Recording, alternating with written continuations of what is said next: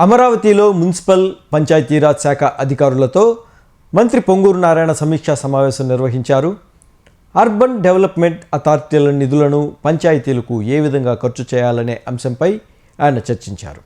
వివిధ రకాల అనుమతుల కోసం యూడీఏల పరిధిలోని గ్రామాల్లో ఫీజులు వసూలు చేస్తున్న టౌన్ ప్లానింగ్ విభాగం ఆయా గ్రామాల నుంచి వసూలయ్యే నిధులను పంచాయతీలకు ఎంత మేర చెల్లించాలనే దానిపై చర్చ జరిగింది. పంచాయతీలకు చెల్లించాల్సిన ఫీజులను త్వరగా నిర్ధారించాలని నిర్ణయం తీసుకున్నారు.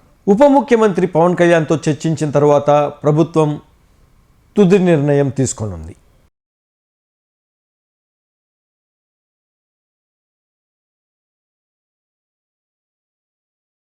అమరావతిలో మున్సిపల్ పంచాయతీరాజ్ శాఖ అధికారులతో మంత్రి పొంగూరు నారాయణ సమీక్షా సమావేశం నిర్వహించారు. అర్బన్ డెవలప్మెంట్ అథారిటీల నిధులను పంచాయతీలకు ఏ విధంగా ఖర్చు చేయాలనే అంశంపై ఆయన చర్చించారు.